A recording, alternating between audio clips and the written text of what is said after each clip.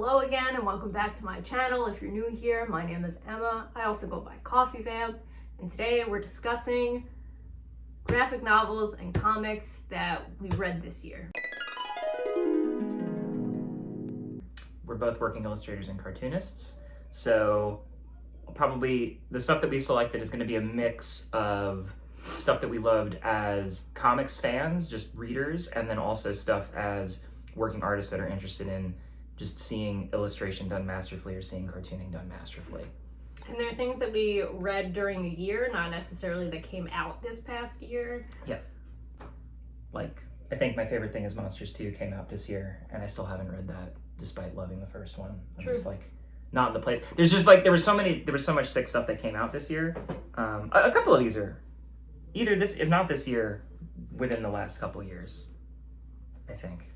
All right, so where do we want to start? Do you want to start with one of your favorites? Yeah, you know what? I'm gonna give it on. Maybe I can start with maybe this one just because I'm split on it, and so it's not my favorite of the favorite, but it's Astro Boy. This is Omnibus Volume 2. This is about 1,000 pages of comic. What is this, like 700 pages? Yeah, it's like just under 700 pages, like 670 something. It's Omnibus 2. I grabbed this one just because I know that I'd read some of the stuff in Omnibus 1 just around on the internet and stuff like that, and I wanted a hard copy. Been reading a ton of Tezuka over the last year and a half as I'm working on my cartooning more and really trying to push it. There are stories in this book that I did not like. There's a gajillion stories in here, and the ones that are hits are absolutely incredible. There's the one about the shape-shifting snow leopard alien. It just rips. It is like one of the coolest, most fun comics I've ever read. It ends up being like this proto-Voltron ending where all the robots like fuse together and team up to like beat him because Astro Boy gets his ass kicked like around the first part of it or whatever. I feel like Tezuka is always extremely out there and creative with his content. Yeah, he can do like and then this happened and then this happened and then this happened and then this happened. It's not really storytelling that you'll see in anything that's sort of like Hollywood inspired. It's very much just off the dome. Like he was clearly, I think there's like 7 of these omnibuses. There's thousands of pages of Astro Boy. And it's not even, I don't even know if it was his longest running series. I don't know. I'm not even sure. It's not even close to the amount he wrote far more. The only series of his that I finished was Blackjack. And there's a ton of Blackjack too. Yeah. And they're all good. Definitely like a cartoonist lover's cartoonist. Like everything's so expressive. Yeah, and you see the DNA in a lot of modern shonen still, in a lot of other genres. But I don't think a modern manga reader, I don't know if I would connect with this if I was like 15 and reading manga for the first time. I knew about Blackjack and stuff like that growing up, but because I think, was it Young Blackjack or Blackjack came out when we were in college? Okay. There was that 2000s, like they did a slightly grittier adaptation of Blackjack, I think, for the anime. I remembered seeing it around in catalogs and stuff like that, but I'm blanking. So that, like the darker Tezuka stuff I was aware of. I did read his other adult story too, Ode to Hito, which had really good moments, but it really kind of hinged on, there's just dated stuff. That being said, the stuff where he's firing on all cylinders, it's like the sickest cartooning you've ever read. It's so lightning fast, action-packed, zippy, funny. There's great gags in it. Yeah, so terrific. Light-hearted, heavy sometimes, though. Not all light. Pretty dark for a kid's story at times. Mm-hmm. There's this great one, too, before I go to. So I did mention the shape-shifting jaguar. Amazing. And there is also this incredible story in here that's like it's a Hitler satire. Where he's trying to clone himself. There's this moon that's got these like different fascists, and then Astro Boy ends up teaming up with this resistance, this like lunar robot fascist resistance. Sure. Again, kid story, standard kid story. Uh-huh. That one ripped too, so. Okay. My first one, The Crow. I finally caved and did the goth and punk comic bible that is The Crow. This is stunning. Yeah. This is stunning. I have not read that one. You've not read The Crow. Despite it being one of my favorite superhero movie. There's a lot in the movie that's similar, but it's not exactly the same. The Crow is not an art style that, like, it's an alternative comic, and so I feel like people who are usually into, like, typical manga or, like, Western comics might not necessarily pick up based on the art style alone. But from a fine arts perspective, the art is absolutely amazing. Like, look at this ink work. This is Yeah, actually, I'm gonna take a look at that again. fucking bonkers. Yeah, no, he's great. The hatching too. There is a manga. There's an early manga influence with like a heavy metal magazine thing. It doesn't look like anything else still. I haven't seen any other art or graphic novel that looks like this. It is very emotional. It is dark. It's kind of autobio, but not exactly. I somehow never knew that until you told me about it too. With the that it was inspired by his wife was killed right in a car crash. Yeah. So if you don't know, The Crow, he and his wife were killed, and he is brought back. I seek revenge on like the gang that brutalized them, but he's also like a sick gothic rock star, so he does sick gothic rock star things in between. I hesitate to say avenge because it's more so punishment. So it's not really avenging, like, you killed, because it is like you killed my wife, but also it's not. He's not even. It doesn't feel as personal necessarily. It's like he's like a force of nature. Yeah, it's like personal, but it's not at the same time, which is why I hesitated to decide whether it's like avenging or revenge necessarily, because it feels more like he's inflicting like a righteous punishment upon the people that did that. But it is inspired by the real life incident and grief that he had of his wife's passing, and you can feel that he was dealing with his grief through the entire comic. It is amazing, and if you haven't read it or watched the movie, this is about books, but also watch the movie. Pick up The Crow. It's beautiful. If you like working traditionally or in black and white and inks, look at The Crow. The work is like nothing I've seen. It's very accessible. To like looking at it, I feel like there is marvelous figure work in it, but there is like a naive quality to it at times, like a very emotionally intense, almost like a kid in the binder drawing sort of thing. There's these like harsher like ink moments, and then if you go, because he'll do like a symbol language thing sometimes. But there's also really these like softer, like more ethereal, glowy moments that he'll do with like flashbacks or like thinking about the wife that I think are really and like the lights really soft. Blown out, and she's got these like massive like symbolist eyes and stuff like that that are not like it's not like super studied figure drawing like comic book. Like stuff that would have been big at the time, even. Yeah. So awesome, supernatural horror. Most of my picks, they're kind of horror. Most of both of our picks. Well, most of my picks are horror this year. A lot of our picks, yeah. But I'm also now working on a horror comic, so I feel like that's fair. And both my comics are horror comics, so okay, actually, wait. So my next one riffs off that one. Great. Small indie creator, Mike Mignola and Duncan Fegredo. I finally read Darkness Calls, the Hellboy book. I've owned this book for like 15 years. And for whatever reason, I would start it and then put it down and then start it and then put it down. And I didn't even know this was like a really regarded Hellboy book. It was the first one where Duncan Fegredo took over drawing responsibilities, or Mike stopped drawing it. And then Mike has said now I think a lot of fans consider Duncan to be the best Hellboy artist, interestingly enough, which is funny. Well, I did read one of the other Mignola Hellboy books. It was like a collected anthology with a bunch of shorts and stuff like that. And they were great too. He draws really well for his writing style. But I will say there is a jump in terms of the epicness of the scope that Duncan is able to get. I just want to see, there are these scenes. There's a lot of like Jack Kirby style action stuff that it doesn't look like a movie. It's very, that's my main issue with a lot of comics that try to do the horror action thing now, is they're very locked into TV and film language, like very literalistic interpretations of like, okay, what is a camera doing here? Yeah. And then maybe pushing that a little bit. This has a black and white balance that is not natural, that you would not see in a camera. Even something like this, right, where he just gets the epicness of the scope of like just things lunging into a vanishing point.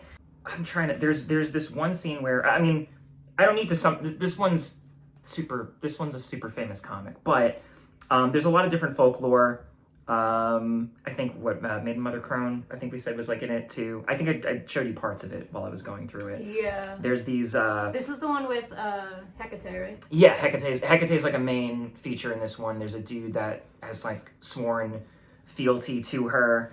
Baba Yaga's in it, doing shenanigans. He's got to basically face off in this like cosmic epic battle. There's these little crunkly, snarly pigmen. You know, it's got a bunch of that. If you like critters running around with crude weapons, as I do, it's a visual feast for that. There's great transformation scene with these like, they're people, or are they just British folk people? No, that one's a frog, and that one's like a zombie, and then that, you know. So he's pulling from lots of different European folklore and Russian folklore as well, and weaving it into this tale about ripping back. I think there might be shoveling. Yeah, if you hear a scraping in the background, it's because people are shoveling, because it snowed here in New York today. It did. We got like an inch. So if you hear that, please ignore the scraping. That is Mother Nature making life more difficult. We're back. No more shoveling. Well, hopefully. Yeah. So I mean, there was I did manage to find the scene while we took the break. Of the page open. So he really is a master, like the two of them, the way they're pacing this story. You get this ramping, right? And just so many, just like a scale, like so many characters crammed into one half of a page. It's insanity.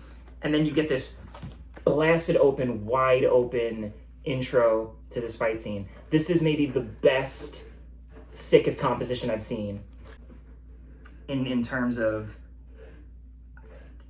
I don't, like in terms of technicality, like I look at this, I'm like, arranging this is a nightmare, but it looks effortless. The way that he was able to ink it and the way he was able to execute it compositionally, you know, and then you get just like, there's lots of snappy dialogue, you know, Hellboy's like He's doing, a quippy man. Yeah, he's doing like Spider-Man banter. I usually, you know, the Marvel soy banter, not my favorite thing. Like his banter's a little... It's grittier. It's grittier than Spider-Man. It's a little more dry. He's like sleepy. He's like a sleepy dilf, so like that's sort of his thing. He's also more cynical. He is, you know, and he's kind of like, can't be bothered, you know, he's just like, oh, I gotta get out of bed for this, right? Like he kind of just wants to go back to sleep.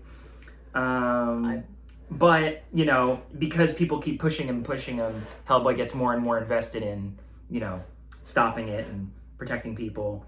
And also shout out, they're not cowards. When the women monsters look gnarly, they don't make them sexy. They're like knotted and like knitted with hair and veins, right? And like... Yeah, no, he's not shying away from making people look gnarly. Yeah, I really appreciate that. All of his monsters, Yeah, I kind of get annoyed when, like, in Western comics, sometimes they try to make everyone conventionally attractive. Or like the leads, they'll kind of like place them as like, you get the two pretty leads or whatever. This one, everything, even his horse. The horse is like the prettiest thing here. Whoa. Hellboy's a dilf. Hellboy, no, Hellboy is ugly hot, for sure. Wow. He's ugly hot. He's got the bald ponytail. He's rocking the... Yeah. Listen, many men in my position would be lucky to be fated to look like Hellboy as they age. So this is, you know, this is not a... I just think of Ron Perlman as Hellboy, which is tier. Ron Perlman Hellboy, very good. True to this, you could read this book too in Ron Perlman's voice if you wanted, and you would get a great experience. Also, just one last one. Look how sick this guy is. He pops up in like a couple scenes. He's like a throwaway character. It's fucking awesome. The character design in this is so intoxicating. You just want to keep reading more. Speaking of intoxicating. Nice. Segue. Toxic love. I is this a zine? Is this a floppy? It's kind of both. Zines count. I've got zines in my I feel like it's too long to be a zine, but I'm gonna call it a floppy. It's like a one-shot. It is signed because I'm cool. They had a signed copy. There's a lot of really fun detailing on this book too, like the little photo ticket price on the back reduced to $9.99. Like there's a lot of fun little details of it. Oh, there's like fake little horror, like OG, like creep show, like horror magazine stuff on the front. Yeah, too. like it's got like that kind of pulp vibe to it. Yeah. This is a romance rom-com. Dark tragic rom-com. So the main characters are lovely blonde girl, and she is dying, and she thinks that a classmate is a vampire and wants him to bite her so she doesn't have to die. And she is obsessive and extremely toxic, and she has this really fun goth friend, and it is a journey. It's a lot of weird teen romance, but with that supernatural lens of just comedy, parody, pulp, campy chaos. The cartooning, though, top tier. She is like I wasn't aware of her stuff. She's done major... I love a limited color What's palette. her name? Kristen Goodsnuck? Goodsnuck? Yeah, she billed If this that's as how you good say it. snucky and horror. Yeah. Which is tight. There's so many fun details about this. She has such fun with it because there's the quote on the back that says, "I'll always love and adore the comics medium, Alan Moore." Like the implication that Alan Moore did not read this, but she used the quote as if he did because it's about comics in general. Right, so good. just this general quote, and then There's this bizarreness to it. Yeah.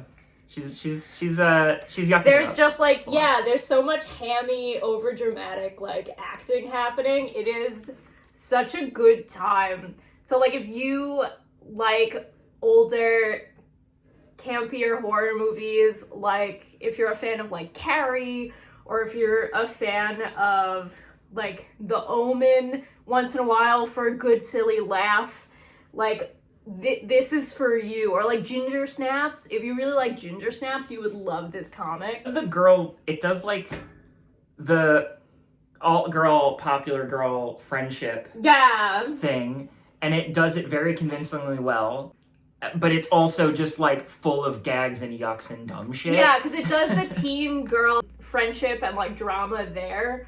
And the like, oh, well, the boy, I need the boy to like me. But like, there's the wildest twist in this that I did not expect towards the end, that I will not spoil, I just kind of sat there and was like, what the fuck just happened? This is beautiful. It stays true. It's not like, the ending, it does not just play up for yucks. Like, the comedy is there just because she clearly is funny, and she's a funny writer, and she can't be contained. I love that she can't be contained. Free her. Yeah, no, seriously. This one, yeah, just as if you're a comics reader and enjoy cartooning, I mean, I think even people that are kind of plugged into manga would pick up something like this if you're plugged into some of the stuff that's got like a heavy manga style, like a Scott Pilgrim or something. They're very designy, shapy sort of characters, but they still have a lot of pop in the way that they express. I mean, I'm looking at that. That's literally like a Sailor Moon. Right, there's like, they're playing with like shoujo drawing styles there, but it is like an overall like Western comic style, and there's such fun shapes and compositions made here. And again, I'm a sucker for a limited color palette because I feel like you don't need to distract with color. Color should be serving the drawing, not the other way around. But if you want to read about a girl with leukemia trying to live forever by being bitten by a vampire, Toxic Love, top tier. And fake RuneScape features as a plot point here. There is like a silly reference, Rune Scroll. Yeah. Which is fun. Since that one was almost maybe a zine, I have two zines that I think deserve a spot, and I think they deserve just as much credit as some of the more substantial graphic novels that I found. God Sees Me Crying in the Bathroom Stall. Absolutely phenomenal. It's created by a non-binary artist, somebody that we have the privilege of meeting at VanCaf, Vancouver Yes, they were lovely. Comics Festival. We did swap some stuff. Yeah. They are an absolute sweetheart. You have a frog. Oh, we didn't get the frog. We'll get it. We'll get. You know what? We'll post the frog. I will insert a photo Yeah. of our frog that we received. I love the frog. Complete with a bleppin' little. I purchased the frog, and then we did swaps of comics and zines. Yeah. And stickers. So this is basically a prayer. I mean, drawing. We're talking about this like. I think a theme for this year has definitely been drawings that just make you, that are either wide open or so busy.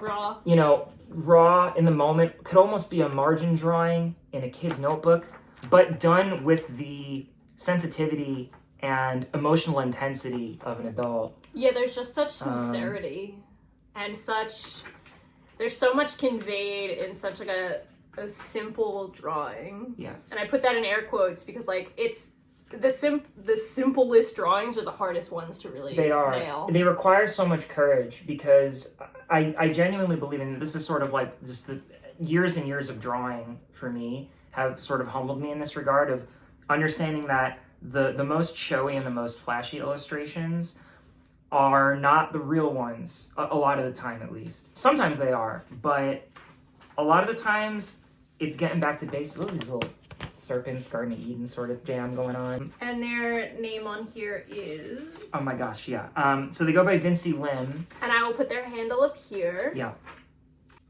Yeah, just... They're such a creative and wonderful person. I hope we get to meet them again at an event. Check their other work out. I mean, just look at the back too. Their work is beautiful. The detail too in the back. It's this faded version of the Xerox copy in the front. Yeah. These are the types of drawings that make me want to draw. I was in a real rut. I was banging out my comics earlier this year, just really focusing on putting everything into this thing and making it look as good as I can, making it look better than anything I've ever seen before. And I felt like I was in such a rut. And then when I passed by their table, I saw they had this out. They had a binder of just like, it was just a binder, right? Do you remember this? They just had like a staple, like a binder of poetry. Yeah. No pretension. Is just, hey, here's some writing in the moment, you know? And this is really a prayer book, essentially, about invoking a world and calling upon a god or a spirit to accept who they are and accept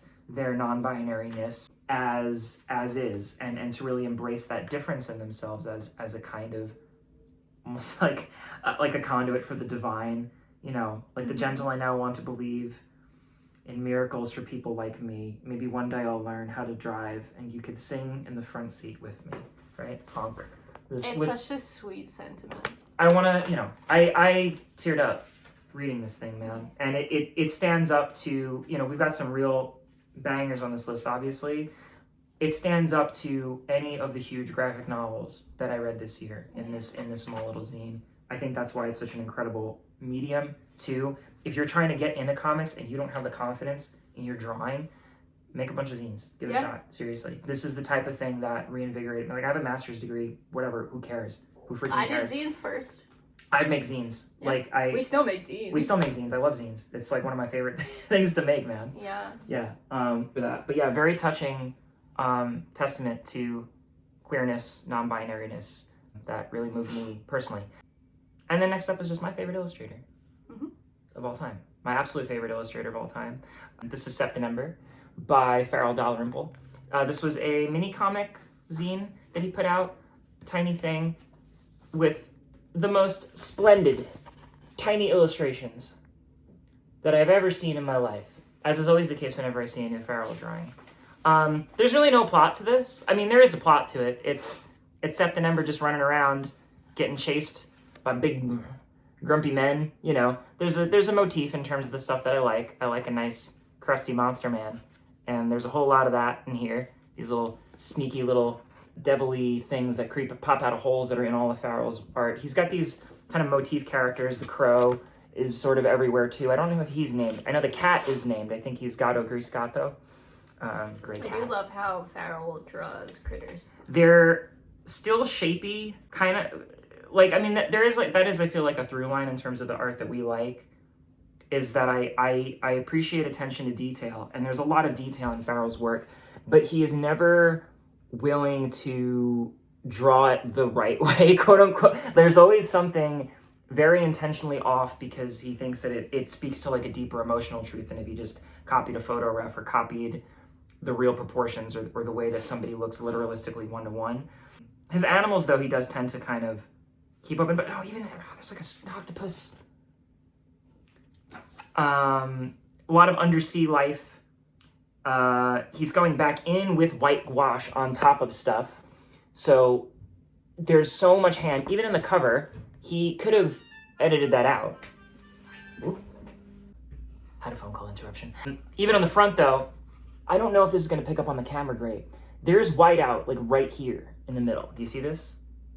Oh, yeah. And he could have adjusted that out easily. And I feel like, for me, like there'd be an impulse. Yeah, because they work strictly traditional, right? He does now, yeah. I think some of his stuff he's done. I know he's at least colored digital for some of it. I love this little guy. Yeah, the little dude and the little robot Todd in there. Yeah. And he'll pull in white gouache in these inks, and like he never doctors it up much. I think I've seen his process. He does have a YouTube channel where he puts out a lot of stuff. Gouache? I'm wrong. I think it's white gouache, but the rest of it I think is ink wash. I've seen him work with diluted ink. Okay. So he'll build up an ink wash, and then sometimes for color he'll tint it. But yeah, long story short, I mean, it's not a long story. It's actually quite a short story, but incredibly dense and meticulous. And it's really just about this kid with a funky sort of magical happenings going around him while he's traversing this sort of post-apocalyptic-y vibe space that all of Farrell's comics take place in. If you can't get your hands on this, I tell everyone this is my favorite comic of all time, is the Bug Gun Guy story that he did, the Wrenchies story that he did, that's available for free on Tor.com. I think they call it Reactor Mag now, or Reactor.com now. But if you look up Tor.com, Farrell Dalrymple Wrenchies short story, there's a short that he did that was like a spin-off from his other graphic novel, The Wrenchies. All of his stuff sort of takes place in the same setting, I think. Characters pop in and out a lot. That story is remarkable. I mean, it was one, I think he wrote it about 10 years ago, maybe. And it is also, it's this transformation story. That one's much more of like a plot, where it's like a single character study. This one's just a character in a headspace. He's kind of going through these meditation spells and stuff like that, and you're treated to the most delicious, small, meticulous drawings of animals and creatures and naturalistic things and supernatural things. Yeah, total visual treat. Speaking of supernatural things, we're back with more horror. I've read a lot of horror this year because I'm working on a horror comic. This is Soft by Jane Mai. This is a retelling of a novella, there we go, called Carmilla. It is a supernatural vampire sapphic romance. Can we use sapphic as a genre? Should I be saying lesbian? No, people are saying sapphic now. Sapphic? Well, because sapphic, I feel like sapphic sounds more romantic. It does, I think that. And I think also because it's like, if you're bi or pan, like, you'd be down with a sapphic story. Right? You know what I mean? Whereas like lesbian, I feel like it's speaking specifically to a lesbian experience. It's this very sweet but tragic romance and bond that this girl has with what she realizes is a vampire. It reads like a diary comic. So it's on these like graph paper pages, and it's just these really soft graphite diary entries.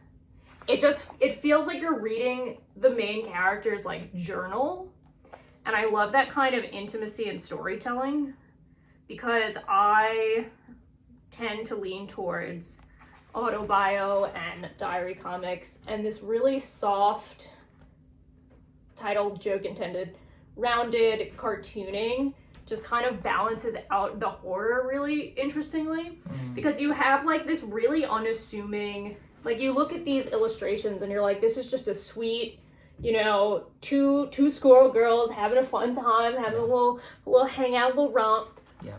No, there's death. It escalates. There's death, quickly. there's horror, it escalates so quickly. Yeah. And it the way the escalation though, it's a very subdued.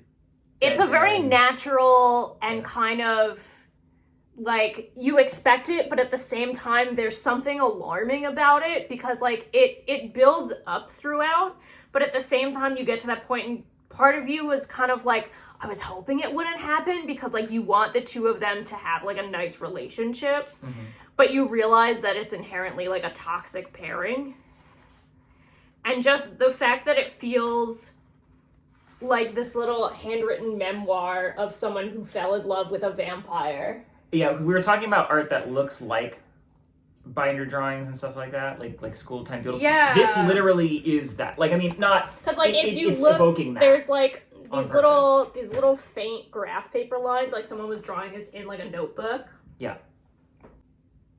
It just kind of emphasizes the feeling of this being told through, like, this high school student. Yeah. Like, it feels like they're genuinely, like, the narrator. Like, yes, they are the narrator, but, like, it doesn't feel like someone was writing it pretending to be a high school girl, if that makes sense. Yeah, well, I'll put it this way. I mean, just because we both read a lot of autobio comics, too, and a lot of horror comics separately, this was delivered in a way where until it said in the back, oh, yeah, this is like, my version of a retelling of Camilla, like, I thought it had autobio elements to it, and it might. I don't know. But yeah, like they may have connected really deeply with that story. Thinking about it now, actually, the comic I could probably connect with the most is maybe like an Anil Asano story, where it's him processing trauma and him processing dark stuff, like navigating death, navigating grief. Yeah, it felt like they really sexuality, knew. But like it feels like there was a dimension to it where I'm like, this is hitting a little bit too, like, I think that they are getting a little close to it something, felt like they really the essence knew, of something, even if it's not like a one-to-one autobio. It felt like they really knew and understood the emotions and like what the situation this person was in. So it feels like there might have been overlap with them that they related to deeply. I think because it feels like it would be partially autobio. I know it's based on the novella, but I feel like they really connected with it in a way that it feels partially like a genuine diary comic. So this is awesome. I recommend you get this one. Okay, so I have this little guy that I actually picked up yesterday. This is... And it left an impression, right? It's also signed. Oh, this beautiful little guy. So this is, let me make sure I get the name right. This is Cat's Meow by Chiaki Sakamoto. It is entirely in Japanese. It is in Japanese. It is done through intaglio printmaking, but instead of using copper plates, they used paper, which is wild. I have not heard of such a thing. That is such a fragile printing process. I've never heard of a comic done with intaglio printmaking, period. I need you all to see how beautiful these soft, stunning prints are. I was losing my mind. Yeah. Well, this was like, because we were at, Desert Island Comics. It was their last time in their current space because they're moving locations in the next year because New York landlords, suck. And this was like just a book that called to you by just the cover alone. Because you were looking for the one thing. You were just like, I know it's gonna like zap me with something. You were showing me things. You're like, you should like this, and I was like, no, that's not correct. Very particular. I'm very particular, and I tend to go based on just like feeling and vibes to get comics, and it has never steered me wrong. And this was sealed. This was in a sealed little clear package, and I was like, no, this is correct. And I opened this, and it has like a little translation pamphlet that it came with that translates the inside and also talks about like the process that they made this. And the second I opened this, I was like, no, this was correct. The vibes were correct. These are so stunning. I think this is my favorite spread, and I already showed it, but I'm doing it again. The like soft, subtle... I want to take a look at it closer.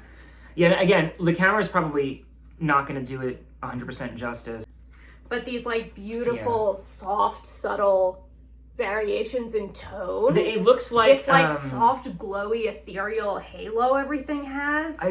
It doesn't really look like... It doesn't look like anything I've encountered before. The closest I can see... I mean, I've seen digital brushes try to emulate something like that, but this has so much more depth because it's scored paper, right, with pigment. Yeah, so there is like a natural volume. The way you would etch a plate for printmaking and run it through the press, they're doing on sheets of paper as the etching to print onto stuff, which is insane and such a delicate process. I'm gonna be honest, I don't even know if I understand fully how. But to it do comes that with for a book. This is insanity. This is evil genius.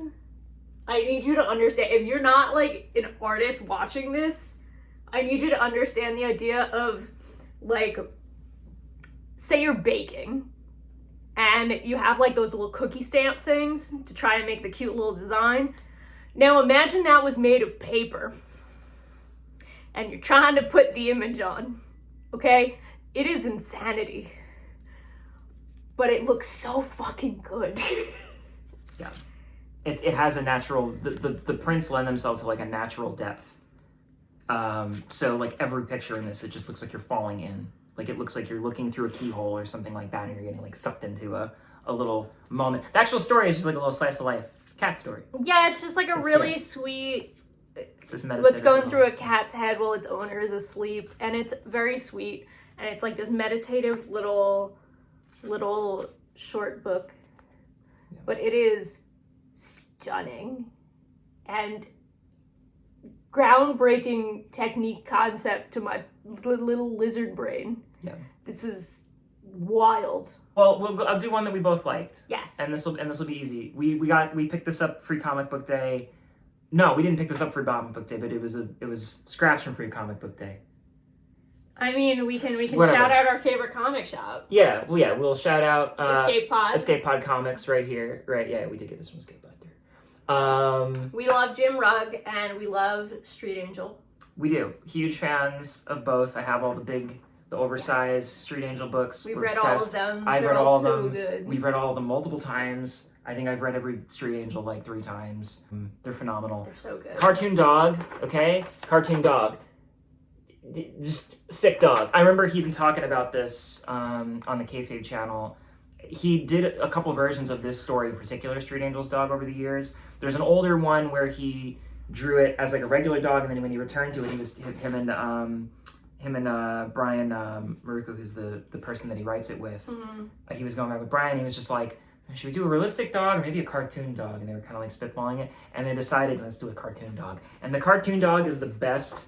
He's so round. He looks like he's claymation. I think it's a lady. Which, if you know, the dog's a lady. It's a lady dog. I think they end up realizing it's a lady at the end. Okay, lady dog.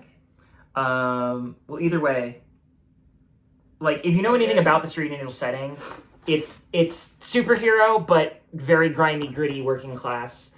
She is homeless. Yeah, skateboarding, homeless ninja. She always saves the day, but she doesn't always get the cred. The world is very grimy, gritty. So to have the dog looking like that. This is also, by the way, busted wide open, sick fight scenes. This has the cool, like when I saw this online, I remember, and I was like, I gotta get my hands on this eventually.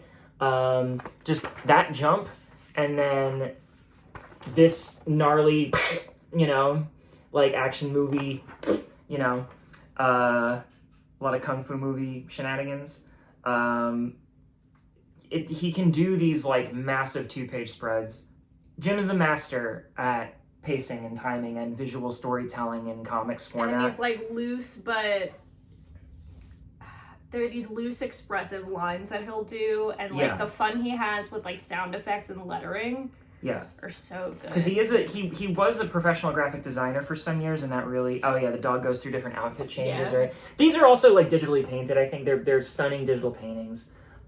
He's such a good inker. He's one of those people because that's Trainer Goes to Juvie. He could do these like, it looks like an alt comic. Like it looks like like these are definitely like Hernandez Brothers or something like Love and Rockets. Like he can do a Love and Rockets style tight drawing. He can do something really loose. He could do Dead Ringer parody drawings and like Rob Liefeld. I've shown you those Rob Liefeld drawings. Yeah. He did like a Rob Liefeld Street Angel, like Dead Ringer. He did one of Johann Vasquez, Johnny the Homicidal Maniac.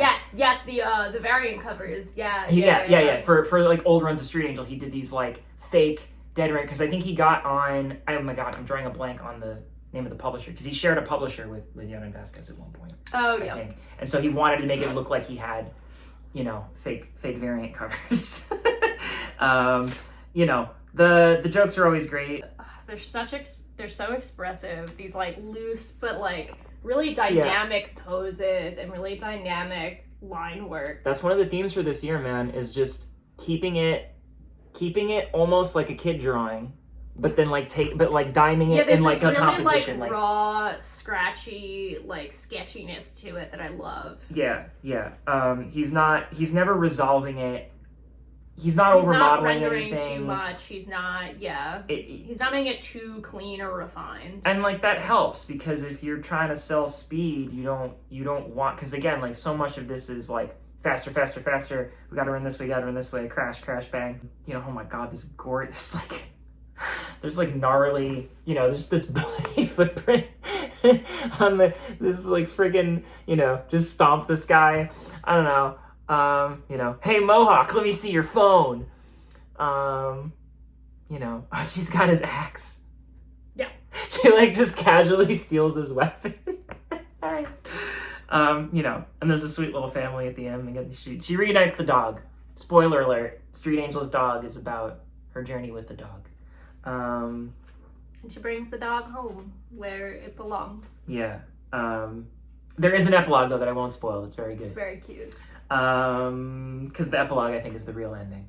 But yeah, I mean that's a quick one. I feel like people, if you follow comics online, I mean you probably know Jim. You know Jim. Yeah, of course you know Jim. We love Jim. Jim's amazing. My picture diary. This came out this year? I think this one Am I came crazy? out. I believe this came out this year. Yeah. Or it was I know it is very recent. Translated? Well, yes. Reprinted? It's quite old in Japanese. Yeah. 2023. So she had made this earlier than that, but this was printed and translated last year. Yeah, so she... So this is my picture diary, Fujiwara Maki. I love this woman. This woman is an icon. She is so talented. And so there's an essay in the back too that talks about her past and her time in like the punk scene. Mm-hmm. That's really awesome. Well, like it was like radical. It was beyond like a punk scene. It was like radical experimental like guerrilla theater. Yeah. Where it was like I think she was doing these like. She was like a naturally gifted artistic spirit. Yeah, she was in like a performance troupe. Uncompromising. Like they would do these like public, like these like public, really loud, abrasive, like abstracted sort of things. And she ended up working with a popular male director, I think at the time. She was in films. Yeah. But it was almost like they were and these were like the most out of out troops. Very creative free spirit for sure. Yeah, but she basically felt like they weren't radical enough for her. Yeah, which was she's an icon. And it so much of her life, like tragically, there's an incredible essay from the translator Ryan Holmberg, who if you care about like older Gekigan stuff like that, there is a section in the back that talks about her life, which I thought was a really nice addition to this. So this is autobio. I'm a sucker for autobio. The illustrations are stunning. The discussion of her life, because she originally was keeping the picture diary for her son. Yes. It was originally like it was literally a diary. Like these are diary comics in like the strictest sense, and that they were diaries. She was keeping track of things to show her son, and it became a beautiful published comic, and these illustrations are just so amazing. They did children's illustrations. Yeah, that was and you can tell that she did a lot of work with like Kidlit and like doing, I think there's a photo in the back of one of her, yeah. Yeah. Well, I mean, I know you're eyeing one of her, like, there's like a collected, like a Japanese book that's not available. There's an art book on eBay. Out of print for a long time. That I like to look at now and then, and one day we'll pull the trigger on. She's got a new white whale. Oh, okay, so. There you go. Yeah. So she did a lot of illustration for, like, geared towards children and a younger audience. Worth mentioning, going from doing incredibly abrasive, like, raw... like avant-garde performance art to, okay, you know, that wasn't really my thing anymore because the men were holding me back. I think I'm just going to be a picture book artist now. And being an amazing picture book art. Like, I mean, I there are people that draw for 5 times as long as her and I love the way they draw. she like does this broken perspective to give you the feel of like a room, and then she'll always break perspective, but it's always in a way that makes it so that you can see the full scene as it needs to be viewed, and she'll like focus on these details that just really paint such an emotional feeling. Like they're simple, but that's what makes it so much more difficult to do. Her career-wise too was overshadowed by her husband, who now you have a very... Her husband is now my arch nemesis, and I'm not afraid to say that. The husband's name is Yoshihara Suge, right? Mm-hmm. So I'm blanking on... He is not painted well in this. But she's not, she is married to him though. She is married to him and she does love him. And it's not that, it's a very clear picture of him.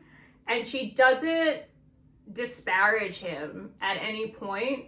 Like, she says things that I perceive negatively, but she didn't necessarily say them negatively. But it's very... But looking as an outsider, you're like, this is not good. This is an like, she's like, oh, well, he's just, we don't really have money. There's the stuff with the cameras. But he's buying all these vintage cameras from the thrift store. And turning down work.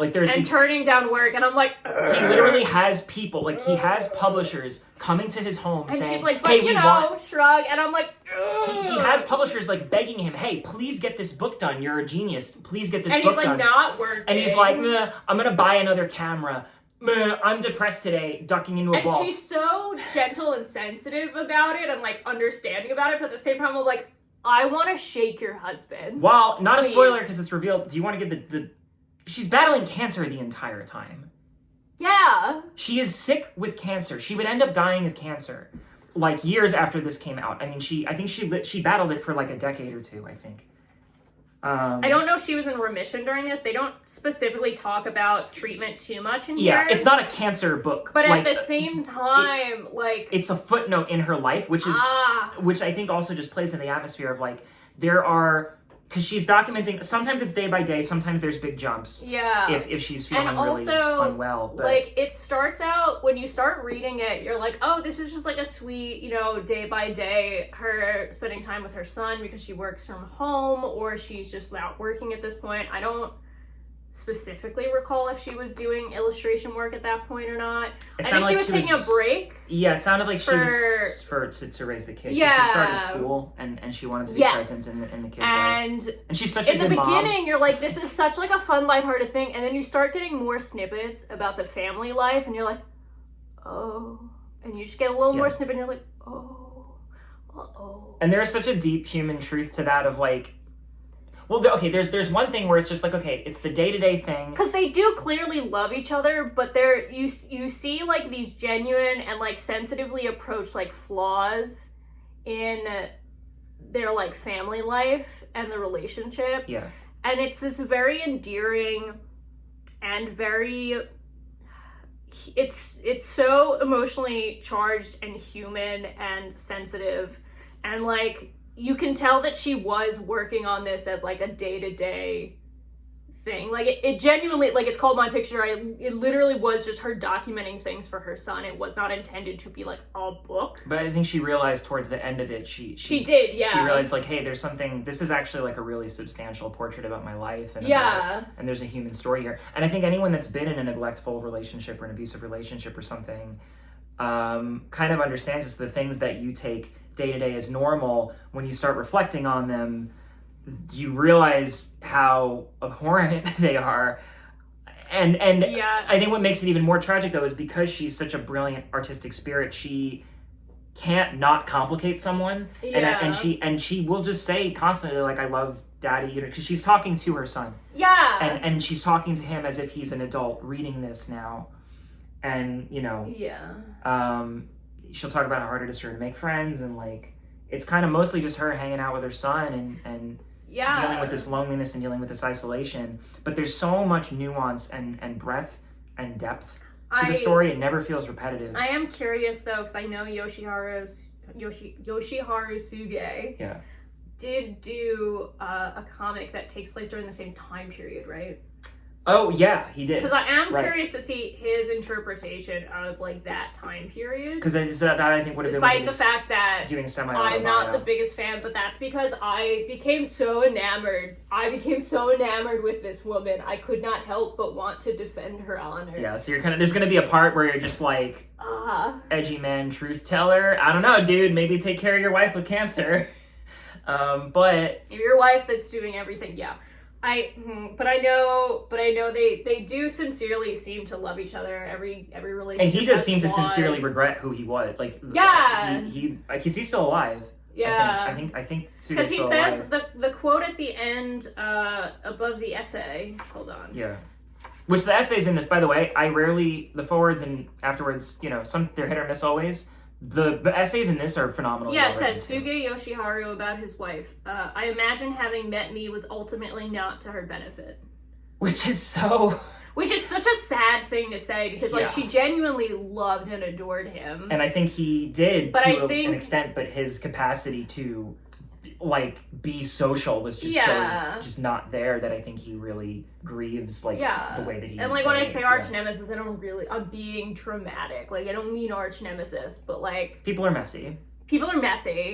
And I will approach his work with a bias, because I just am so enamored by the strong, talented, insanely creative woman that was Fujiwara Maki, and that was kind of underwritten by and his was success. so underwritten. Yeah, she didn't get as much credit, I feel like.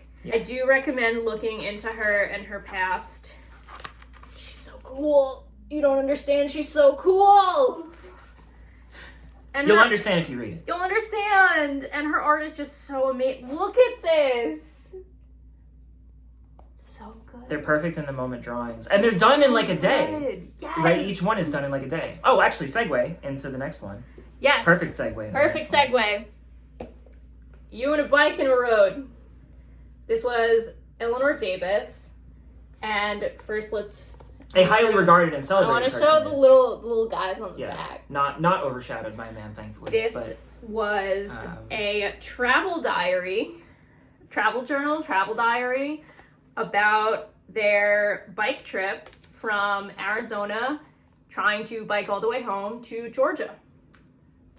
Biking about 50 miles a day on average, and drawing every day. There are these beautiful, fast, loose illustrations that are very in the moment. There are a couple that seem to be drawn later on with more time. Yeah, and it's hard. You never know exactly, but some of them for a fact. Some of them all of them were drawn. Were very clearly just in the moment, because the way they're written, they're very clearly just, all right, here's what happened today. She keeps like that Farrell thing where he's keeping the white out and the gouache going over. She's There's keeping all the moments scribbles with pencil smudges.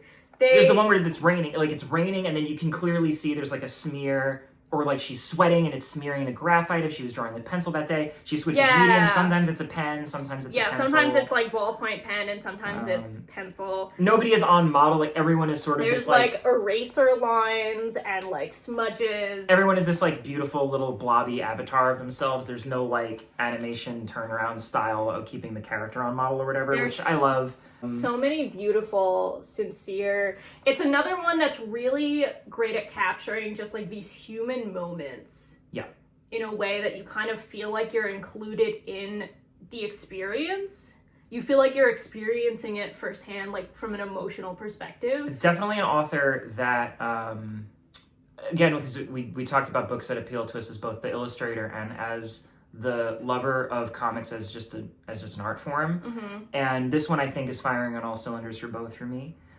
As a reader, you're not you are getting this kind of human experience about cycling as a metaphor for overcoming things. She's battling depression, and she is taking the opportunity to do this as just a way of just being with herself and getting out of her old mental habits and just committing herself to better this and just like push her body to the utmost limit that it can go. Yeah. But while that's happening, she's also, because she's out of that depression, she's also lives an incredibly examined life, because it's not just about her biking and her pain and the people that she's meeting. She's very locked in terms of like the politics and the political context that she lives in while she's doing this, because she's going around the border a lot. And so there's so she was going around the southern border. There is this constant looming. This was written it was finished, I think, in July of 2016. So this would have been right before, this would have been but as the first edition ICE and border activity was May 2017? Yeah. So it came out right after Trump was elected, basically. And her sensitivity to that, on one hand, it's almost like it's impossible to not notice. There are all these helicopters swarming around, and she can tell there's a lot of extra activity, a lot more paranoia around the border. And the way, there is one comic that she very clearly like spent some more time on after, and does mention that she did that. That it stuck with her for a day. A few days later, and then a little further into the comic, because she says she was working on depicting a certain scene. So you see it when it would go timeline-wise, but you see her mention drawing it a few days later. But then you also see like a reference to it like a week or so, maybe, about she thinks about it. She Googles to see if it was ever reported or something. Well, basically, she ends up seeing somebody disappeared, essentially disappeared by ICE. And border patrol. By border, this like sort of mix of border patrol, medics, a local sheriff. I think. And there's just a lot of there's onlookers watching. Too. Yeah, and it's just this. And then later on, she kind of like looks it up. Yeah. And there's like the implication that like it just wasn't. And it was during a high-speed car chase, and she uses it. It's so incredible. Yeah, the way she talks about cars too is really interesting. As cars as like this as being emblematic of like a false sense of security and convenience that you're given and safety and instead her like embracing the cycle lane, but there are all these perils that she has to navigate that you would never consider with the car, but she feels like she's freer just being with the bike, because she can go so many places where she wouldn't be able to go, and she does literally and she go interacts places with where so many people that are specifically part of this trail lifestyle. I almost want to say there's like a bike subculture tour lifestyle. Which I totally, a thing I wasn't really aware of. I knew there was like couch surfing and stuff, like I knew stuff about like but or people that are house raw in the moment graphite illustrations. They're just so loose and very much about just capturing a moment or capturing a person. Yeah, even people that she meets that are complicated. There's a place towards the end where she ends up staying in an old plantation home, and she's very aware of it. They've got Confederate flags out in the front, but she also comes really to see heart-to-heart moment. Yeah, she has this very intense moment of seeing the humanity in this person that, by all accounts, is also clings to evil too, for there's safety. Like this interesting perception of like how multifaceted the human experience is and how people specifically are.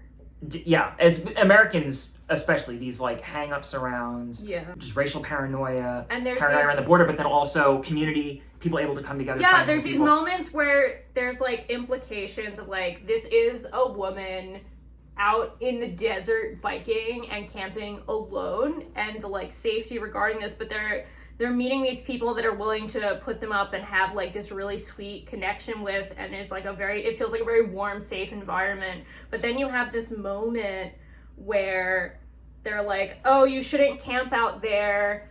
There's a bunch of Mexicans. Illegals out illegal there. Mexicans there. And she was like, okay. Whatever. And then she's like, I don't really... Like, that's fine. But then someone else is like, you shouldn't sleep out there. There's wild boar. And she's like, okay, now that's a reason. Where it's just, and then there's all this technology that's put in, like just put around, protecting me from that, protecting me from that, protecting me from that. When in reality, I'm at the mercy of dogs, wild boars, and the wind. Like, right? Like, that's the things that are actually a threat to her. The only concerns that she seems to have about, like, camping alone in the wilderness or traveling alone is the time the tent almost flooded, like she narrowly escaped the thunderstorm while she's camping in the tent, like the concern over the boar, the dogs that chase the bike. Like, it's not, like, it's wild to, it really makes you think without like pushing that idea. Like, it just sort of like seeps in while you're reading, because it feels like a really natural conclusion to come to and look through, because you're seeing it through her perspective, but because she's so like attuned to it, you start to really, it brings attention to it in a way that doesn't feel like it's just like shoving it at you. Yeah. Like, she believes in her audience and her reader to get what she's seeing, and see that like society and those perceptions and that hatred that builds up is what's causing that fear. Yeah. And then it's not actually the reality of the environment we're in. Yeah. And there is like kind of this romantic ideal almost of like, if you give yourself wholly to this thing, right, to cycling, to perseverance or something, if you give yourself wholly to this thing, it'll reorient your values, right? It'll make you focus on the things that and just really connect matter with people you. and the Connect earth with nature, and connect the with yourself. environment. Because if I say like it's a woman staying alone in a tent in the desert, like, people are gonna be like, well, what if someone attacks you? But like, my thought and her thought probably would be like, okay, but what if like a coyote tries to rip my tent? Right. Which is the actual concern, I would think. But then there's also like this constant mention of like, oh, the helicopters for border control are going past. Oh, the trucks for border control are coming past. But then it's also interspersed with these really sweet moments with like meeting up with bikers that are going different ways and swapping tour plans and their maps, and like seeing someone who passed by you earlier and meeting up in a different town, being like, oh my god, hey, you made it this far. Yeah. And it's just this really sweet the goth and the punk kid community that she kind of embraced. And these people that are willing to like give food or water to people that are doing like these bike tours. These just one more note about the art. She's a great caricaturist too, because there's this but she does these incredible scenes too. And for somebody, again, anybody that draws knows that something like that is so deceptively difficult to do. It is it's deceptive how easy it looks, because you think, okay, well, there's no rendering to it. But it's so hard to really capture someone that way. She has this eye for proportion and depth and composition that looks effortless. And I mean, I think she's done multiple books by now, like at a time of writing this, and this is about 8 years old now. But, yeah, I mean, it's masterful, the way she's able to say so much with something so abbreviated and poetic of a style. Yeah. Again, I feel like there's a DNA kind of link between these things, right? Here's the scene with the punk and the goth. My favorite. That's one of my favorite. Yeah, that one's amazing. Yeah. They tell her cool teen things. Yeah. Too. They get her into some hip stuff. I'm like, how to jailbreak your phone, dude. You want to do another one of yours? And I almost kind of honorable mention for top one now. This one could have gone earlier, but it's coming off the awesome graphite drawings. There's a lot of graphite. So this is the paradox of getting better. I'm loving the raw, traditional, just like messiness of like graphite illustration being big in comics right now. Yeah. Or at least for us this year reading comics, not necessarily this year. Yeah, but definitely something we're noticing. I'm noticing it more in recent publications. The indie, I mean, that was Koyama, rest in peace, Koyama Press. Yeah. And the Eleanor Davis book was a Koyama Press one. And this is Silver Sprocket book, like we said. Meow and Silver Sprocket never miss. If I get a book from Meow or Silver Sprocket, it's gonna be banging. One of my favorite overall is from Silver Sprocket. This is also banging. That's Helen, My Neighbor. Be Kind, My Neighbor. Sorry, oh my god. Hold on. I didn't read this year. I read this last year. Be Kind, My Neighbor. If you haven't read Be Kind, My Neighbor by Hugo Limbo, you should. It's one of my absolute favorite graphic novels of all time. We should do an absolute. It is stunning.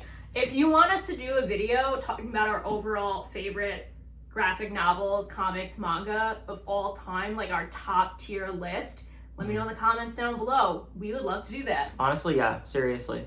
But getting back to it briefly, I don't have a lot of intelligent things to say about this. I'm going to be honest. Paradox of Getting Better was something that I enjoyed really just as as a full experience. It's got gnarly, barfy, you know. It is about mental illness. Much in the way that, I mean, that's a theme in some of these are about mental illness, psychological struggles. Yeah, but psychological struggles. This one is really about... Because I feel like You and a Bike in a Road and like My Picture Diary are like these mental states and trying to sift through and deal with that sort of... They're processing, they're processing. Like processing emotions and feelings and things that have happened. Yeah, and God Sees Me Crying in the Bathroom Stall very much something that's that is kind of an overlying theme. And with The Crow and Toxic Love too, even, because Toxic Love is about her trying to deal with this idea that she's going to die soon.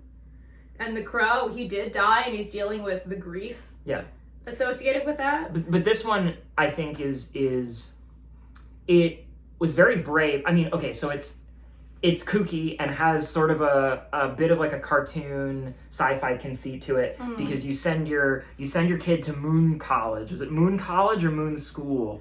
Hang on, I want to not screw that up. It's Moon School. It's Moon School. Moon School. The implication is that it's sort of a boot camp, sort of. Now, Moon School is like a metaphor for a psych ward. People will do the thing where they'll say, we need to have a conversation about mental health. Conversations about mental health are so important. Unfortunately, what usually happens when you have the conversation about mental health is that it's very surface level and it doesn't get into the gore of having a serious psychiatric condition. Yeah. Because a lot of the times the suffering is really difficult to talk about. It's nauseating, it's destructive, it's upsetting. Through cartoon metaphor and through literal actions that characters take in this book, it talks about people that are mentally unwell doing serious damage to other people and putting them as the main character and watching you see that character try to heal.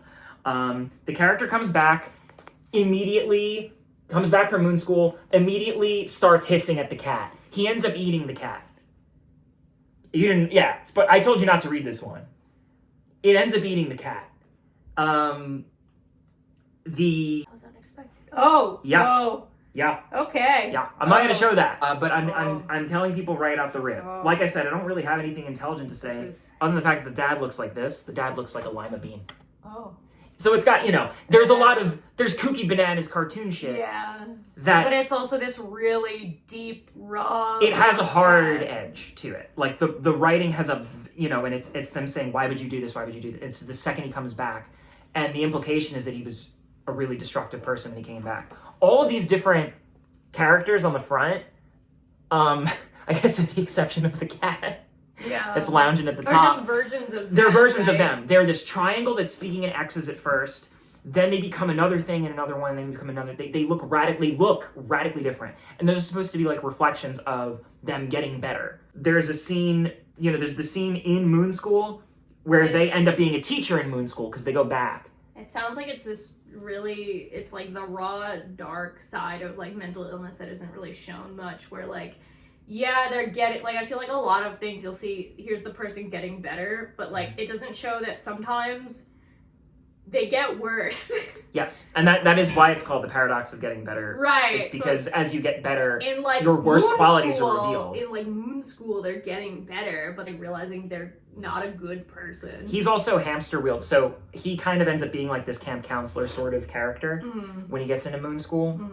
And in real life, that is a thing. Like, you get better, and then you kind of find yourself... some people end up going into therapy professionally, or some people end up becoming a therapist to their friends or something like that. I kind of saw it as sort of it's not a one-to-one metaphor. It's not like an allegory one-to-one, but it's an experience that sort of rhymes with that experience. But he has to see these different versions of themselves in these other people that commit other horrible things, and they see them screwing up over and over again, and they see them having to hurt, they have to hurt other people because of their condition. They can't help it because they don't know where else to get help, and then they're going to get help again, and it's this loop. Well, when you deal with mental illness too, like, you finally figure out which destructive parts of you or which dark parts of you are actually you, and which parts are the mental illness. And I feel like that's always a hard pill to swallow that doesn't really get talked about much. Yeah. It's quite a bird. It is, yeah, there's quite a bird. There's a bird. They have to do a trust building exercise with the bird. It gets ruined. It hatches. Because the other character, and it's him, it's the main character gets a bitterness to him kind of in the midsection. And then in the end, it's sort of this lonely reflection. They kind of live in a satellite orbiting around the Earth, and it's them apologizing. And they look more human. They still got a little bit of a triangle head situation, kind of look like a walking onigiri still, you know, but more human. More human, and they look more human as the story goes on. They have a strange stylistic. I don't want to say it's a gimmick. It's just a quality of the way they draw. And then when they want to draw somebody intense, they'll give them a bazillion fingers. I've never seen that before. Like you'll see the 3 fingers or the 4 fingers sometimes, right, in the classic cartoon. I'm trying to see if I can get an example. 1, 2, 3, 4, 5. Yeah, they'll do this thing where they just start piling on fingers when they're drawing. It was the first thing I noticed, like as like a standout feature, other than the fact that it was done in graphite and it's these really expressive graphite drawings. I almost feel like a lesser artist would have said, "These are my thumbnails." But I feel like because the subject matter is about keeping it raw and keeping it kooky and honest, and kind of showing their mental disability, warts and all, keeping it in that pencil sketch form and then just kind of bookending it with the render, you know, I feel like it speaks to the urgency of the message. So yeah, I don't have number rankings for any of these. I think some of these are going to be more appealing to people than others. Paradox is getting better. Probably a much more niche book for people, I would assume. Well, yeah, the point of this is to share what we as illustrators and cartoonists really thought were standout from what we read this year. This one, I want to say, have not finished the whole book yet. It is large. It is The Collected Eightball by Daniel Klaus. Eightball is one of those comics that I've been aware of for a very long time. It's sort of that like Moby Dick comic where everybody that's like a sick indie dude seems to talk about it. Klaus definitely was a voice of a generation. I picked this up in part, this one particularly. I was going to get some of his other books, but I figured I'd start here because it's just so substantial.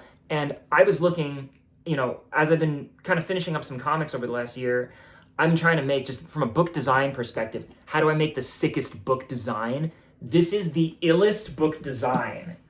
Like, if you're like a design person, like a graphic design person, a typography person, a lettering person, and you just want to dork out about graphic design, this is a freaking graphic design, like, Bible in here. He is just on all cylinders. I mean, you're not even super into the art for this one, I don't think. Yeah. But, like, the design sensibility, I think. Sure, is yeah. Like, he's got drawings. Every single little piece of everything has his hand in it. There's a drawing in it. There's hand lettering in it. There's an angle. There's something there. And I feel like with a lot of indie comics that I see now that are put out, because we're all kind of screwing around in InDesign or on the computer and stuff like that, I genuinely, you know, I work digitally predominantly now, especially for my comics are done pretty much all digital. There is a lot lost if you kind of leave it to be too automated. If you're using the pre-made typefaces for everything, right? If you're just kind of doing the vector shapes for everything, I do think that the sum of something with more hand in it, lining every panel by hand, even if you're doing with a ruler, the tooth of the paper and stuff like that, that does culminate into something that is more visually interesting to look at a whole. Oh, definitely. So just as like a design object, so monumentally inspiring. And I will say the parts of it that I did finish, because I'm like halfway through about, but I did finish like a Velvet Glove Cast in Iron, which was one of the stories that, so Eightball was a periodical that he put out. I think it was quarterly or twice a year. The front says it's issues 1 through 18. Yeah, and he put these out for years. They're very substantial. They're a mix of color and gray tone, zip-a-tone, and black and white and stuff like that. It kept all of the original like fake advertisements and stuff like that too that he would put in.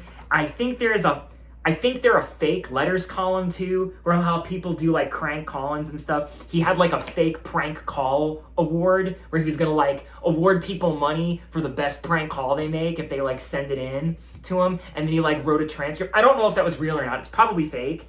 If it was real, it's even sicker. But either way is obsessive and crazy. Like Velvet Glove Cast in Iron, though, I did finish. And it's the writing that stood out to me the most. That and probably Young Harry, the Lloyd Lewin comics also, whenever he pops in. For that short story, there's one called The Laughin' Spittin' Man. And it's like a weird tale, like a Lovecraft tale. Klaus is a bonkers writer. He's pulling from all different sorts of low art, like, genre, and then running at it with this, like, steam engine of creativity in terms of ideas that he has. He'll take dumb, dork-ass little cartoon gags, right? Because he was writing at a time where no one cared about comics as a serious art form. He has a Art School Confidential, which is, like, him ribbing art school just in general. Those ones I actually like less, kind of, because it's like sort of, I'm an edgy 90s satire man, you know, and I'm a indiscriminate, you know, I don't like anybody. I'm sexually frustrated, you know. It's kind of got those ones I don't like as much. They're still excellently composed and everything, but as jokes, I don't think they land for me personally. Where the jokes are the most side-splitting, hilarious insanity, Laughing Spittin' Man and like a Velvet Glove Cast in Iron. This Lloyd Lewin, he's got like a bunch of L's, so I guess he's like, he does a lot of dumb puns with his names and stuff, or just like makes the names look stupid. Well, like the alliteration too was like a very early Marvel thing. Yes, yeah, where he's kind of going for that. Yeah. But Laughing Spittin' Man, basically, Lloyd Lewin is supposed to be not a womanizer, but he's like smooth with the ladies. That's supposed to be his thing. I think he calls him America's Golden Boy or something like that. But realizes that the woman that he's been getting with is married. And she tells him, and she's just like, my husband found out about it. She's like, I didn't know you were married. And she's like, you don't understand. Your life's in danger. He's a traveling door-to-door practical joke salesman. You don't know what he's capable of. And it just goes down this wormhole in like a couple pages. The dude, like, this gag with the gun. He confronts him. He puts the gun to his head and starts crying. Click, it's a little bang, and then he starts bleeding out his head. Like, it is insanity. Then because he did that and because he shook his hand, he gave Lloyd the mark of the Laughing Spitting Man. And now he's doomed to like... Oh, like the black spot? No, it's like a mark in like a secret society. Oh, he's in the club. So he becomes a practical joke salesman by the end. Oh, he like infects him with Yes. it. Oh. So, like, the implication is that every practical joke salesman is born Cursed by... to become that way. It's born out of another guy it's another practical joke salesman who was vindictive and gave them the mark of the Laughing Spitting Man. And that's why there's an industry of practical joke salesmen. This is the level of unhinged in this stuff. If you like, he's got a gag hat, okay? That says I'm horny, and it's got moose horns on it, all right? If you like stupid gags in the margins, this is everything. Vintage comics, because it's definitely meant to be like... It's vintage in its own right at this point, probably being made in the early 90s, but it was pulling from Archie and British Cast for the Friendly Ghost, because isn't there like a parody of them? Oh, there's like hideous... Yeah. Like, worth mentioning, I talked about like a hard edge in terms of Paradox of Getting Better. There are hard edge sex jokes in this that I don't think would land for plenty of people. Some of them are just warped. The one that was like... Can I even say that one without us getting demonetized? The one I showed you yesterday. No, I don't think you can. All right, take my word for it. There's a title. You're gonna look at you take one look and be like, what? Like Velvet Glove Cast in Iron is spectacularly well written. I can't really go into it because it is adult subject matter. It does follow the story basically of, it's a surreal tale. There's this lonely guy. He's at an adult movie theater. Sort of it's like a relic almost, I think, as a modern reader going into this. It's this loneliness of a bygone era where it's just all these vacant people kind of checking in at the adult movie theater. Mm-hmm. He sees this film. There's no nudity in it. There's no sex in it. But he is like infectiously he is like infected with obsession over the woman that's there. She's fully clothed, and it's just this like art piece that just plays for no reason. And it's this film called Like a Velvet Glove Cast in Iron. Mm-hmm. and he's led down this wormhole again, just trying to figure out who made the film, who's this woman in the film.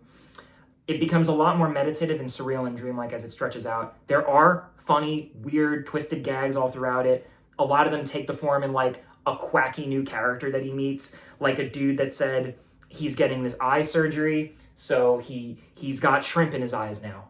And they're like, and the shrimp are like cleaning out his eye sockets. And he's gonna get a new pair of eyes in or something like that later. And that's just his friend. That's his friend. He wants to borrow his car. There's a guy later on, he ends up being involved in this conspiracy theory about this little man on a figurine that he sees everywhere and all these different supermarkets and stuff. He's like, what does the man mean? Oh, the man traces back to, maybe it traces back to this evil lake monster. Maybe it traces back to this guy that's like 130 years old, and he's like a mystic writer, and he's like the first known creator of the thing, and it has secret like occult meaning to it. You don't really know because it's open for interpretation. But there is a man that he ends up meeting at one point that takes out a pump on his stomach, and he's like, I'm sorry, I have to do this, and he starts squeezing it, and he's looking at it, and he's just like, is that ketchup? And he's like, yes, it's ketchup. I can't digest ketchup, so I have to. My doctor put this pump in me, and he's just, and he's just like, so is it all tomato products or just ketchup? Just ketchup. Like a pump that filters out ketchup? Yes. Just don't eat the ketchup. No. Okay. Everyone is driven by insanity and desire and sexual neurosis and obsession. And it's beautiful. It's stunning. And I will say, many comics from this generation have not fared well in their depiction of women. And I don't necessarily think that he is feminist in every joke that he makes in some of the ones that are a little more social, here's what grinds my gears sort of mode, when he's getting like really auto-bio in some of them. He gets a little too, check out this ugly chick, For a Velvet Glove, Cast Iron, or all of the ones that are like the mainstay stories, like the longer form stories, he writes women exceptionally well, I will say. Very respectfully, with a lot of dignity, with a lot of agency, and a lot of mystery. There's the same level of complexity and strangeness that he affords his male characters. So I really appreciated that. There is like this sort of lima bean looking character here, believe it or not, is a woman that he romances, that the character from like a Velvet Glove, Cast Iron romances. And it's heartbreaking, actually. She gets like full character arc. Her and her mother both have a lot of complexity, which tie into the narrative of a lake monster. So great. If you like lake monsters, if you like the most freakish jokes you've ever read in your life, if you like graphic design, 8-Ball is 8-Ball. 8-Ball's your jam, man. Like, really can't say enough good things about it. People have said lots of good things about it over the years. People far smarter than me, but there's my 2 cents. Our last pick, which I was excited about the premise and the art style, because I, as you can probably tell, I'm a fan of very stylized, cartoony, and not quite simple, but like not extremely detail heavy illustration and cartooning. But you really related to this one. Yeah. This one hit you deeply. I know I said I wasn't ranking books because any of the ones that I picked have moved me in some way. This was the first one we both chose immediately. Gun to my head. Someone's like, Corey, you have one graphic novel from this year. It's Cannonball. It's Cannonball. Yeah. By Kelsey Roten. Did I still go by Kelsey Roten? They write by Kay. They also go by Kenny. Okay. I think Kenny is their preferred name. But yeah. We like the non-binary. Cannonball. We like the non-binary and queer artists in this house, in case it wasn't clear. So Cannonball, for the sake of not misgendering or misnaming them, Cannonball's awesome. Yes. And let's talk about how this hit. So this is about someone who graduated art school, and it gives the feeling of like big fish in a little pond, now out in the world, and not feeling like they've done enough or they're not as successful, but they still have like this arrogance to them. Yeah. That she learns to deal with, the main character, and the journey to success and how that doesn't fix everything. Yeah. Like wanting that success and then finally getting it, and it doesn't magically fix everything. It's still about you and who you are and dealing with things mentally and like bettering yourself as a person. I was screaming at this book when we read it. Yeah. Because we read this one together. Some of these books we read separate and then overlapped and then kind of swapped. Some of them we read together. This one we read together. And there were parts where I just wanted to grab this little freak and shake her and just be like, what do you mean? What do you mean? Why are you doing that? Why are you doing that? And the reason why I had that was because we hate the things that we see in ourselves. And the... All right, where do I start with this? There's this approach to relationships too that's very much relatable to post-college, trying to get yourself together, trying to have a career, trying to feel success, but just being so messy and trying to just process everything during like such a tumultuous period. It captures that moment, that like moment of post-graduation life phenomenally well. Because it's hard. It also does the thing though that in a lesser artist, this is a bad nightmare slop book. And like the reason why I would say that is because it hits it on experiences that are so common that it can just be trite. It doesn't say it's autobio, but it feels autobio to an extent. I feel like it's partially... It feels partially autobio. Like, in the way that Soft felt like they related to it really heavily, even though it was inspired by something else, or even though the story itself is fiction. Like, I get that same feeling from Cannonball. Yeah, like there definitely feels like there was inspiration. If the protagonist isn't, life. if the protagonist isn't Kenny, then I think that the protagonist, that the people are amalgams of people that you meet in art school or learning from writing workshops and stuff like that. The main character isn't an illustrator; she's a writer. She's a writer, yeah. But like I said about the common experience thing. So many writers will do the writer main character struggles with writing book. And that is sort of like it's like a meme in terms of like what a recipe for making trite pablum that is. But this just spins it on its head. It's just like, bet I'm going to make a bomb book with that as like the starting point. And it's just... You get a feeling of how the main character's relationship to art changes, and as their relationship to art changes, their work becomes better. It becomes clearer. But as it becomes better and clearer and more acceptable by a publisher, she's also losing things. There is no stage in her life where everybody that she knows understands her. And she is obsessed with other people needing to understand her so that she can feel validation, right? I feel like that's at its core, is that she feels so uncomfortable in herself because she had a very shocking experience with her sexuality. She's queer. And even with the book later, the book that becomes like a really big hit, she like talks to a fan and they're all taking things and interpreting things differently because that's how art and writing is. But because like that's how it needs to be, right? There's but this she can't specific deal with mindset that she needs validated, that still throws her off, and so the success still isn't enough. Yeah, even though because there is a struggle with alcoholism too. Yes, in the book. Yes, and like rage. So it's called Cannonball for a few reasons. It's a great. Cannonball is a wrestler. It's a pro wrestler that she's obsessed with. I find a moment with she has this like crush on this super yoked wrestling chick. And so Cannonball in one sense is like, I get like a sexual romantic fantasy for her. Yeah, kind of like this ideal. And also like aspirational. Yeah. She loves her. Like she is upset, but she doesn't know her.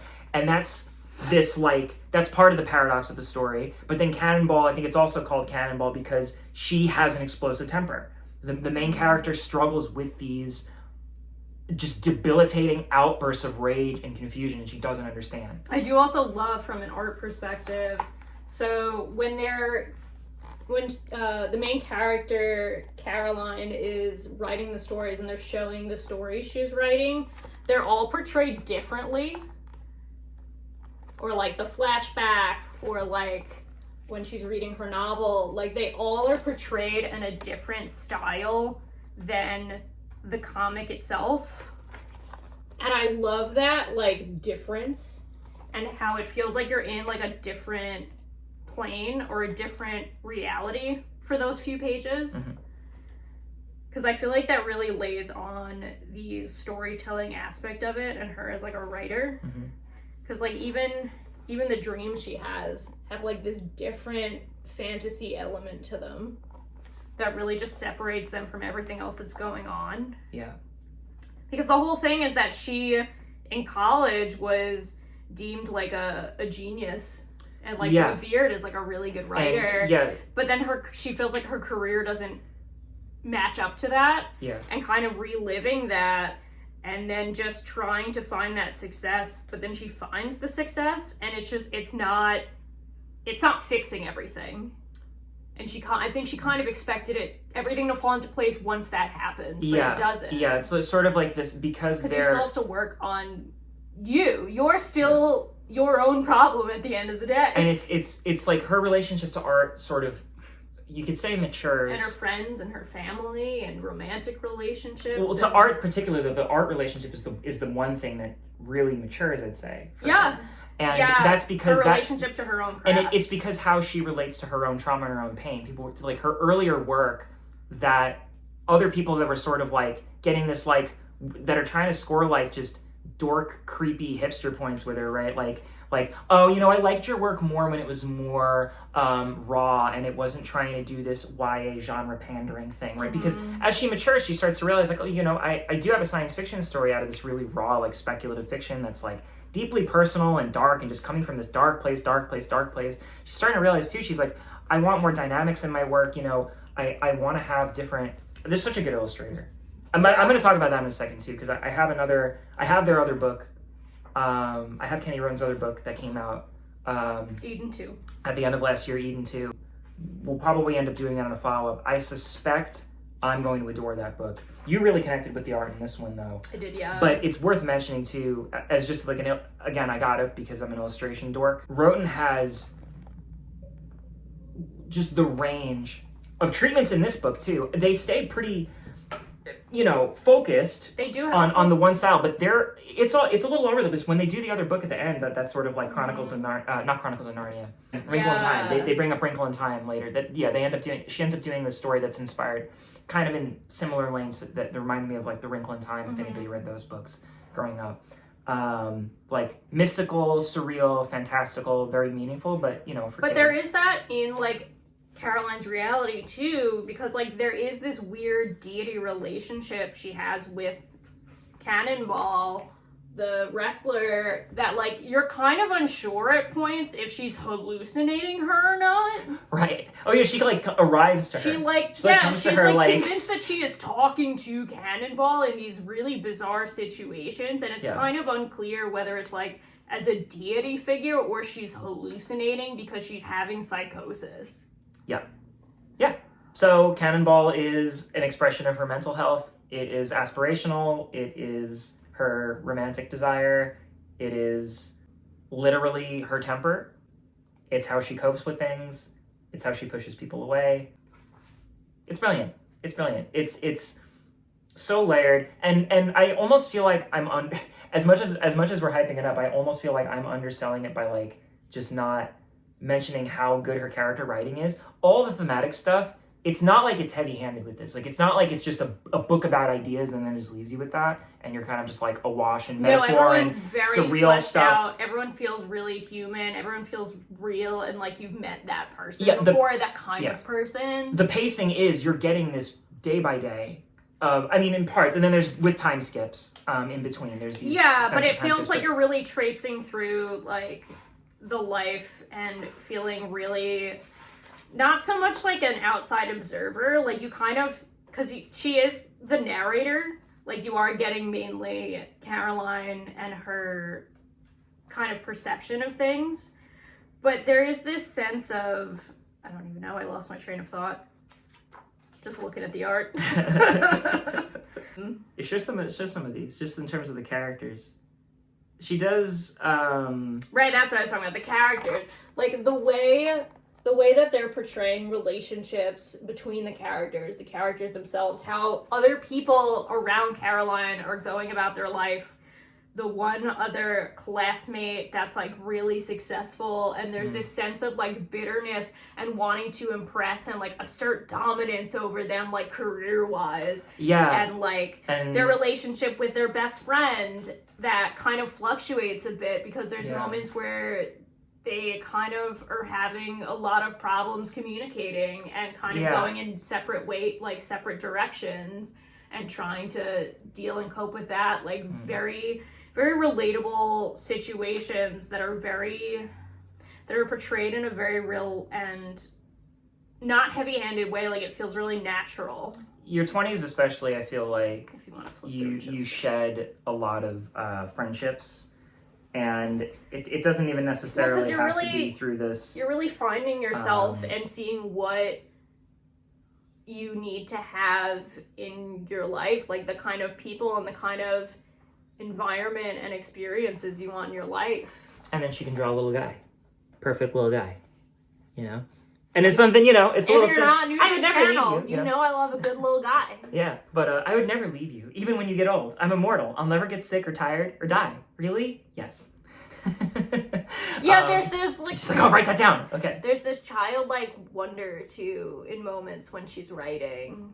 And they are connecting to her And then, dreams, like, the writing that she does throughout the book, it's expressed different artistically, but it also...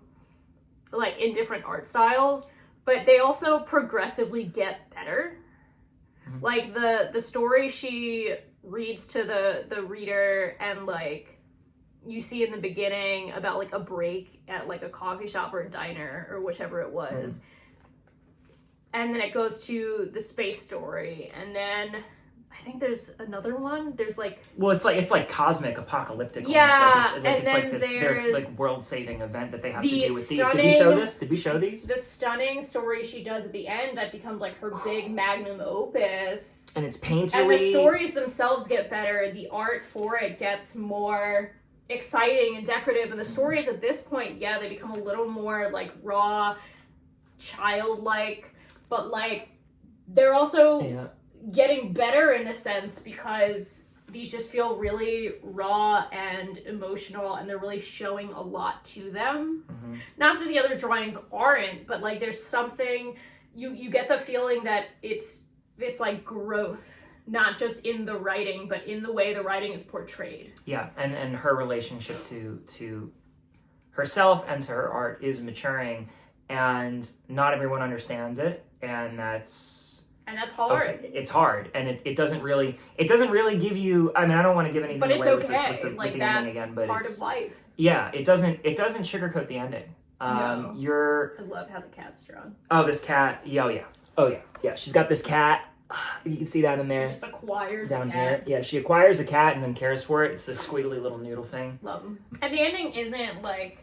And then everything was great. Like, it's a very real... It's very open to... It's very real and very open. You're kind of left... You're kind of left thinking, like... You're kind of just left sitting with what happened. It doesn't tie a bow on anything. Real life doesn't. Yeah.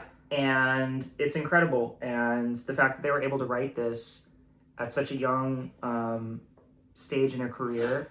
And like I said, I have Eden 2, which is about 3 times the size of this. I've read a little bit of it. I've read a little bit of it. 8-ball sized. It is 8-ball sized, and I'll probably end up. I suspect I'm going to end up talking about it in like a. I'll probably have us do our favorite comics. Yeah, I have my suspicions. It'll be sooner rather than later if you let me know down below. So thank you, actually, to all the contemporary cartoonists that we mentioned here that have given a very difficult year for us. For any that are still... A very good time, so. I think all of these are still for sale and in print, so I will put links to all of them in the description below. Mm-hmm. I'll also put chapters for when we're talking about each book, if you're looking for talk about a specific book. Yeah. There's something else I want to do before we close out, and that is talk about our books, because we both came out with a new comic this year, and that's also an important comic that we read because we wrote it. That is true. In 2024. If you like us punk dorks running their mouths about comics, the sickest, illest, dopest art form of all time. I kind of want to make this a series. You want more Yeah. of us rambling about comics? Let me know. You want us to talk about our process doing our own comics?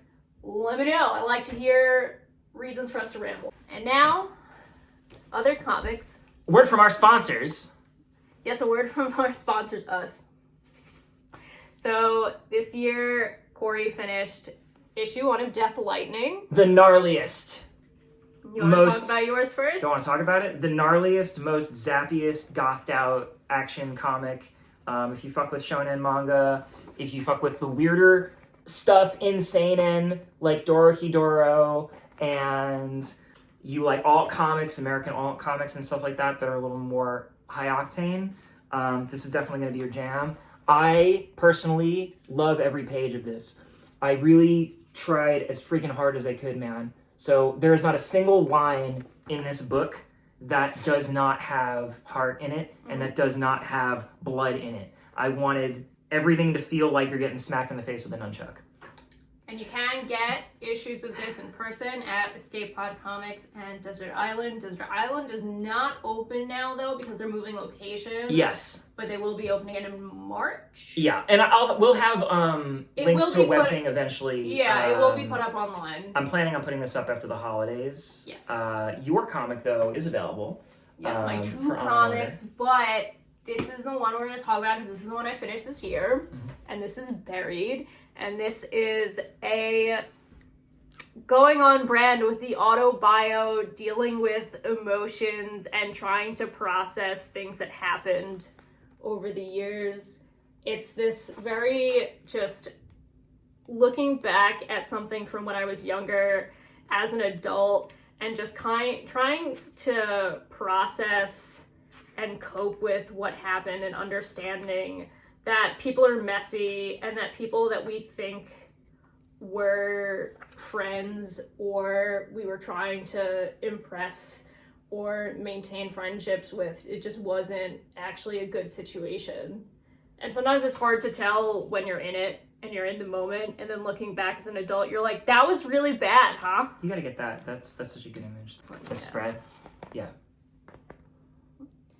It's about friendships and how friendships can actually kind of change you, especially if they're bad, and also about how people in abusive relationships can affect the people around them. Like, I feel like a lot of novels with abusive relationships, they talk about the two people in the relationship, but people that are really close to them also do get affected by that. And I think this communicates that. This communicates that well, as well, I think. In a messy way, but in a way that I think is I wanted the embrace the storytelling to be messy, like a little, not sloppy, but a little, like,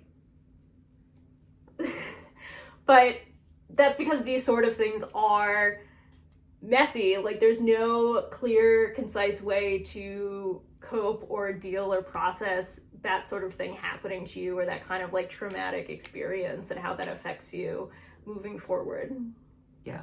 So definitely, if you know or went through any kind of experience like that with a toxic falling out or something like that, I'm biased again because I think Emma's art is amazing, but I saw how much Emma's work matured and deepened through the process of making this. And my work is even like leaps and bounds better than this now, because I finished this early in the year. I finished this. Don't undersell it though. This is a testament. No, to, I'm still very proud of how this looks and how like the spreads are for sure. Mm-hmm. I'm very happy with how this came out.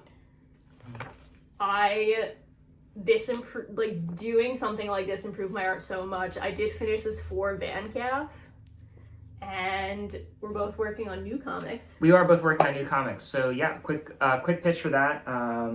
So Death Lightning and Unknown Superiors, my other comics. So Death Lightning is my killing your demon landlord comic.